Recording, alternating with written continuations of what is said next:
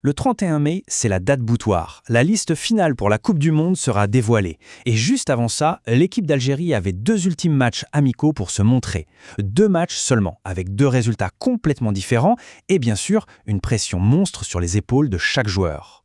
Alors forcément, la grande question que tout le monde se pose, c'est qui a vraiment réussi à tirer son épingle du jeu? Qui a saisi cette dernière chance pour taper dans l'œil du sélectionneur, Vladimir Petković?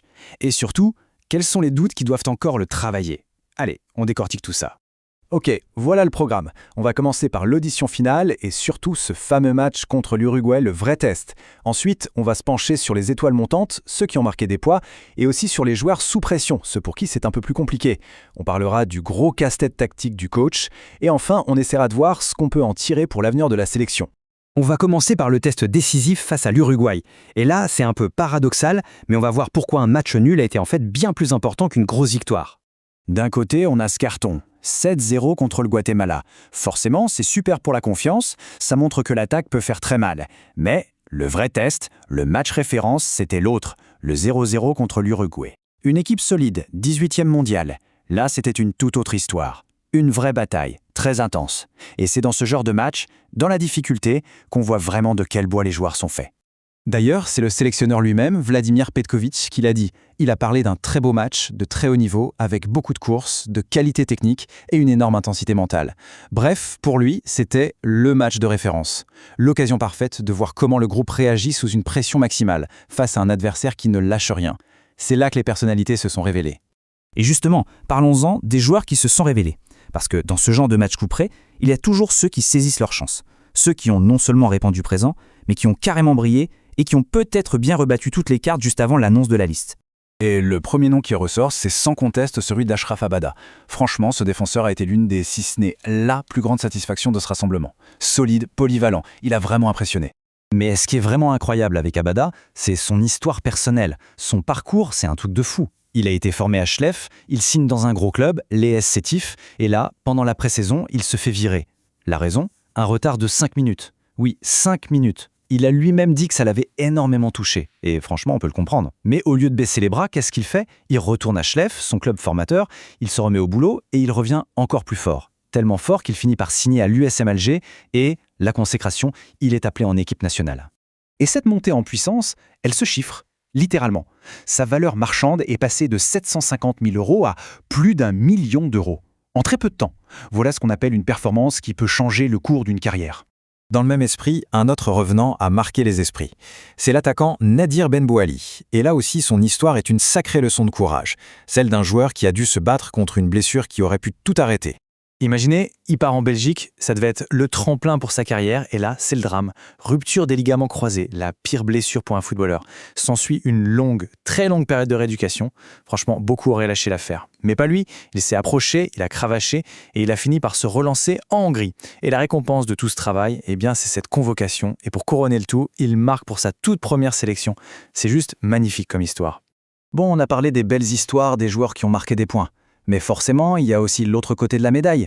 Certains joueurs, pourtant bien installés, sont peut-être un peu plus dans le doute aujourd'hui. Et pour le coach, ça veut dire des choix très très difficiles à faire. Le cas le plus parlant, c'est sans doute celui de Houssem Aouar. En club, le joueur est brillant, c'est un créateur, un artiste. Mais une fois qu'il met le maillot de la sélection, on ne sait pas pourquoi ça ne fonctionne pas pareil. Il a du mal à exprimer tout son talent, à trouver sa place. C'est un vrai casse-tête. Est-ce que c'est mental, physique, un peu des deux? Difficile à dire, mais c'est une énigme que le staff doit résoudre. Et Aouar n'est pas le seul dans ce cas. Mohamed Amoura, qu'on connaît pour sa vitesse et sa puissance, notre flèche offensive, eh bien, il a semblé un peu en dedans, moins percutant. On n'a pas retrouvé cette explosivité qui fait si mal aux défenses adverses. Alors, c'est sûrement passager, mais juste avant une Coupe du Monde, ça crée forcément un peu d'incertitude. L'objectif numéro 1 pour le staff va être de l'aider à retrouver tout son jus. Et tous ces points d'interrogation sur des joueurs majeurs comme Aouar ou Amoura, ça nous amène directement au grand chantier du coach, le puzzle tactique. Comment trouver le système de jeu idéal, la formule parfaite pour cette équipe? Ce qui est intéressant, c'est qu'on a vraiment vu Petković tester des choses. Pendant le match contre l'Uruguay, il a fait preuve d'une grande flexibilité. On a vu l'équipe jouer en 5-4-1, puis en 3-5-2 et même en 4-3-3.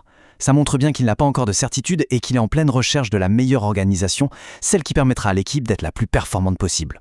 Mais le vrai nœud du problème, le cœur du réacteur si on peut dire, c'est le milieu de terrain. C'est là que tout se joue.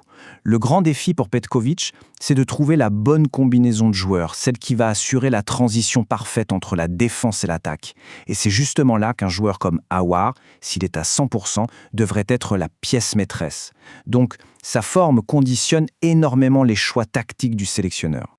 Mais au-delà des choix à court terme pour la Coupe du Monde, il y a aussi une autre leçon à tirer de ces matchs. Et elle est plutôt positive. C'est que l'Algérie est en train de se construire un bel avenir, avec un vrai vivier de talent. Prenez ce chiffre par exemple, 5. C'est le nombre de joueurs dans la sélection actuelle qui sont issus de la même académie, celle du Paradou AC. 5 joueurs du même centre de formation. C'est tout simplement incroyable. Ça prouve que ce club est devenu une véritable usine à champions, une pépinière essentielle pour l'avenir de l'équipe nationale.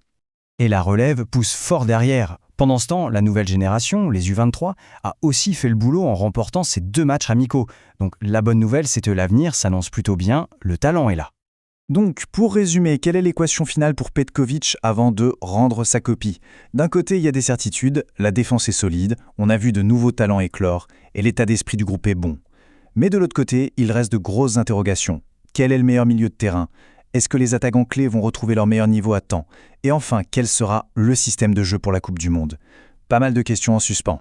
Ce qui est sûr, c'est qu'après plusieurs années un peu compliquées de transition, on a l'impression d'assister à la naissance de quelque chose. Un nouveau cycle, avec un bon mélange entre des joueurs d'expérience et des jeunes qui ont faim. La grande question maintenant, c'est de savoir si l'on est en train d'assister à la naissance de la prochaine grande équipe d'Algérie.